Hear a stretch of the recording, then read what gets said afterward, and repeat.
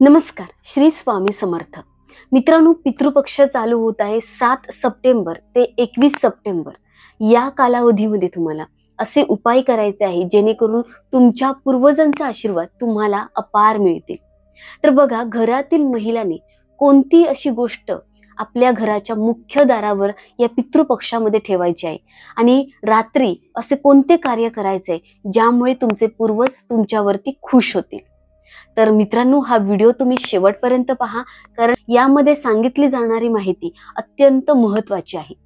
हे 15 दिवस का महत्त्वाचे आहेत? कारण आपले जे पूर्वज आहे, आपले जे पितर आहेत, ते या 15 दिवसामध्ये आपल्या घरी येतात, त्यांच्या प्रियजनांच्या घरी येतात आणि पाहतात की त्या घरातील वातावरण कसं प्रसन्न आहे की घरामध्ये वातावरण बिघडलेलं आहे, म्हणजे सतत वादविवाद आहेत. जर घरामधील वातावरण प्रसन्न असेल, घरातील सदस्य त्यांचे स्मरण करत असतील किंवा घरामध्ये साफसफाई असेल, घरातील मुख्य दरवाजा साफसफाई करून म्हणजे व्यवस्थित असेल, स्वच्छ असेल, तर ते जे पूर्वज आहे ते आनंदित होतात, प्रसन्न होतात, तृप्त होऊन आपल्या लोकी परत जातात. पण तसं जर उलट असेल, म्हणजे घरातील वातावरण म्हणजे खूपच नकारात्मक वाटत असेल किंवा घरातील सदस्य सतत भांडत असतील किंवा घरामध्ये आपापसात सतत मतभेद असेल, त्यांचं पूर्वजांचं स्मरण होत नसेल किंवा साफसफाई नाही आहे, स्वच्छता नाही आहे, मुख्य दरवाजा स्वच्छ नाही आहे, हे सगळं बघून ते पूर्वज नाराज होतात आणि रडत आपल्या लोकी परत जातात. आणि नंतर मग आपल्याला पितृदोष लागतो.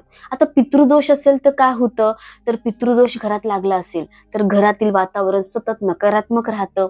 घरामध्ये विवाह जमत नसेल कोणाचा, म्हणजे जुळून येत नाही, विवाहामध्ये अडचणी येतात, घरामध्ये संतती होत नाही, विवाह झाला संतती होत नाही, संतती झाली तर घरामध्ये खूपच प्रॉब्लेम होतात किंवा घरामध्ये सतत भांडण राहतं, काही ना काही घरामध्ये प्रॉब्लेम राहतात आणि हा पितृदोष असाच राहत असतो.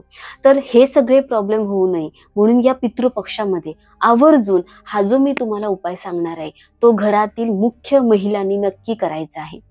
तर बघा काय करायचं आहे. पितृपक्ष चालू होत आहे 7 सप्टेंबर ते 21 सप्टेंबर. आता हा जो 15-16 दिवसांचा कालावधी आहे, त्या कालावधीमध्ये तुम्हाला दररोज सकाळी मुख्य दरवाजा तुम्हाला रोज सकाळी साफ करायचा आहे. आणि आपल्या पितरांची जी पूजा होते ती कशाने होते? हळद आणि काळे तीळ वापरून आपल्या पितरांची पूजा होत असते. तर तुम्हाला रोज सकाळी आपल्या मुख्य दारावर एक स्वस्तिक काढायचं आहे. कशाने? तर हळदीने एक स्वस्तिक, हळद वापरून तुम्हाला एक स्वस्तिक काढायचं आहे मुख्य दारावर आणि त्याच्यावरती तुम्हाला काळे तीळ लावायचे आहे. आता काळे तीळ का? तर हे आहे पूर्वजांचं भोजन. आपण जेव्हा श्राद्ध वगैरे घालतो तेव्हा काळे तीळ हे जे वापरत असतो ते काय, तर ते पूर्वजांचे भोजन आहे, त्याच्यामुळे ते तृप्त होतात आणि प्रसन्न होतात. त्यासाठी तुम्हाला काळे तीळ त्या स्वस्तिकवरती लावायचे आहेत. त्याचप्रमाणे तुम्हाला रात्री काय करायचं आहे, रात्री तुम्हाला एक तांब्यामध्ये शुद्ध जल घ्या किंवा गंगाजल घ्या, थोडंसं गंगाजल त्यामध्ये मिक्स करा, त्याच्यामध्ये थोडे तीळ मिक्स करा, थोडीशी मिठाई किंवा गोड पदार्थ असेल ते पाण्यामध्ये टाका आणि हा जो तांब्या आहे तो तुम्हाला तुमच्या घराच्या मुख्य दारावरती रात्री ठेवून द्यायचा आहे, झाकून ठेवून द्यायचा आहे. एक प्लेट त्याच्यावरती ठेवून तुम्हाला ते मुख्य दारावरती बाहेरच्या साईडने ठेवून द्यायचं आहे आणि नंतर तुम्ही झोपून जाऊ शकता. नंतर तुम्ही झोपायला जा. आता हे जे चमत्कारिक कार्य आहे का महत्वाचं आहे पहा. सकाळी उठल्यानंतर हे जे पाणी तुम्ही ठेवलं आहे ते पाणी तुम्हाला तुमच्या घराच्या बाहेर पिंपळ वृक्ष असेल त्या पिंपळाच्या मुळाशी तुम्हाला अर्पण करायचं आहे. पिंपळाचं वृक्ष नाहीये तर तुम्ही एखाद्या दुसऱ्या झाडाच्या मुळाशी तुम्ही अर्पण करू शकता, काही अडचण नाही.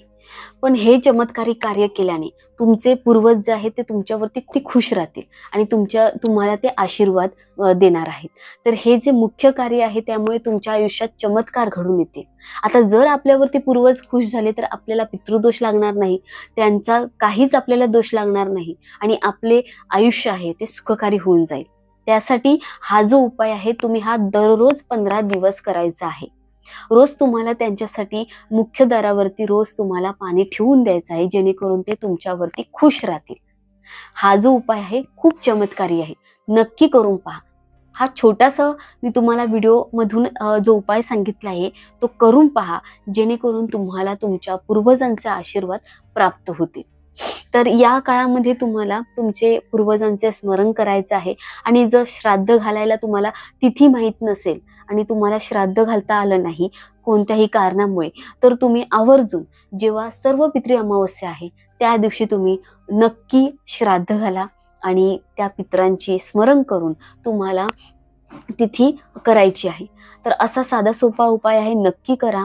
तुम्हाला नक्की फायदा होईल. तुमचा पितृदोष असेल त्याचं निवारण होऊन जाईल.